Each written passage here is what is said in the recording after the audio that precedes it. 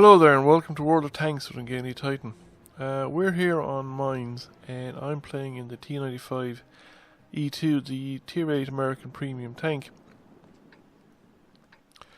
Now I don't have a particularly good crew in this Tier 8. I have a more or less a fresh crew that I've assigned to the T67.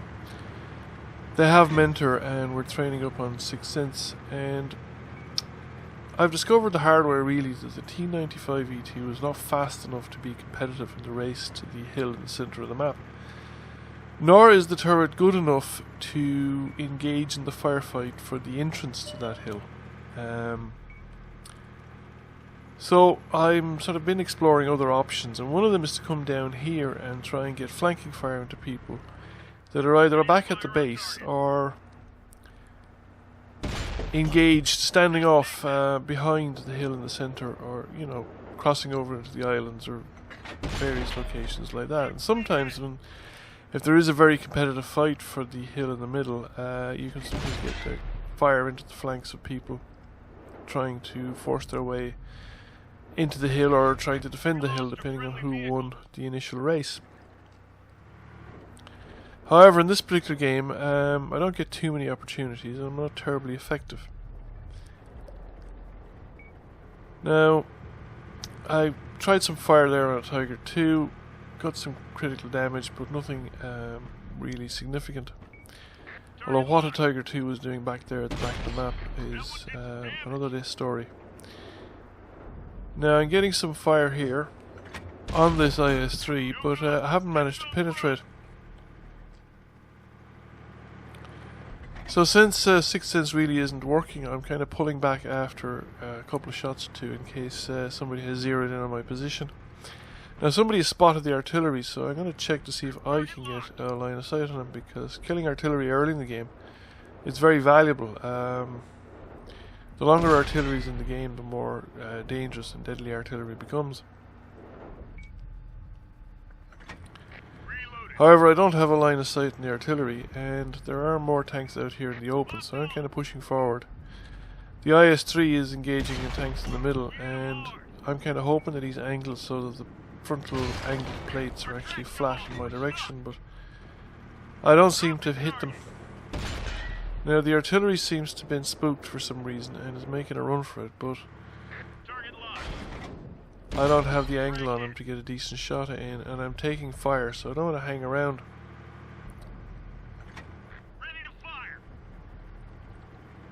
Now, things don't look so good for our team. We're down tanks, and I'm beginning to think that my activity here is probably not all that useful.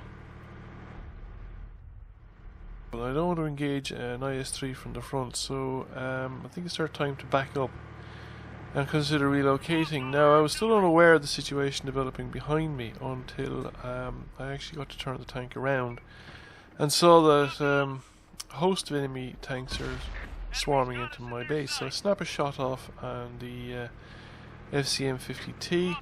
I managed to do some damage. Now, if I'm to defend the base, I have to get in behind that rock in front of me as quickly as possible without taking fire. Snap a shot at the Centennial and don't hit him. And I peek around the corner, manage to get one into the Centennial who is busy doing something else. Then I get a very valuable hit into the side of the FCM just there when I set him on fire. This puts him on perilously low health. Now, I'm still very vulnerable. I managed to finish off the FCM, but if the Centennial and the Comet both came around at this point, there's a good chance they could take me out. The Comet, by staying where he is, gets taken out by one of our tanks on the hill in the centre. And that leaves the Centennial, who's on very low health. It's just a one-shot kill, very vulnerable to me because I could basically afford to take the hit. Now at this point I still didn't realise that the hammer had been dealt with, the fourth tank that was coming in. And I'm very cautiously peeking up around the corner here, until I realise that basically I have a free run at this point and there are no enemy tanks in and around the base area. However, the last minute of gameplay has so decisive that I think it is worth looking at again. While the enemy team is in a strong position, the FCM50T being highlighted now shouldn't have gone up onto that knoll. The location of the FCM50T, while it has some hard cover, does not have cover simultaneously from my location, from the tank position being highlighted, or in the potential tank position at the corner being highlighted as well. The hammer also being highlighted there is too slow to actually make it to the cap circle, especially with a tank on the high ground behind him. He should have either stayed where he is behind cover or driven down to the edge of the cliff below that tank in order to prevent allied tanks from getting to the corner. The Centennial and the Comet should have gone down into the area that I'm marking green, and the FCM50T should have joined them. In that location they'd be in low ground, they'd have some cover from the tanks on the central hill, and they would be in a position to intercept me as I drove down towards that rock formation in front of me, taking me out of the game because they'd have 3 guns versus 1. And they would also be able to utilise their superior numbers then to force our team to come at them in the cap circle and be able to attack us both from across the cap circle and from behind that rock formation once I've been got rid of. So back to the action. Now while the situation looks even at the moment, the advantage is with us. First of all, one of the enemy tanks is artillery, so it's not a frontline tank.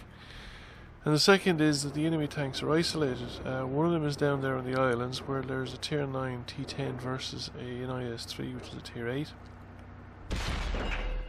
And the T10 is on pretty good health. The IS-3 took some damage from me as well. The other is a 2-to-1 at the edge of the central hill. And the artillery then is somewhere at the back around the base area. So that's pretty much it. The battle is effectively over at this point. There's only one remaining enemy tank. He's engaged 2-to-1 and he's not going to survive even long enough for the other tanks, myself and the T10, to get involved. So now it's just a question of hunting down and finding the remaining artillery. He popped up briefly in somewhere around the base area, so he's almost certainly back there. I'm in pretty good shape. I'm not sure what shape the other tanks are in. Well, I know the T10's in pretty good shape. So I think the artillery's chances are not great.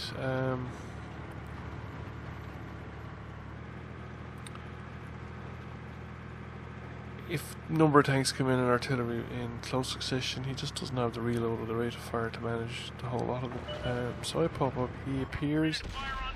I get a shot off, he does as well. He doesn't quite destroy me, or he does track me, but I'll beat the reload, and my tracks repairs will probably even beat his reload, but the other tank is at there anyway to finish him off. So I didn't actually do a whole lot in this game. I got about 1300 damage, 3rd class mastery. I think the main deciding factor is the fact that the enemy responded to my intervention at the cap circle in a way that ruined their chances. They didn't stick together, they didn't focus fire, and they didn't cap. So anyway, I hope you found that interesting, and I will see you again soon. Bye.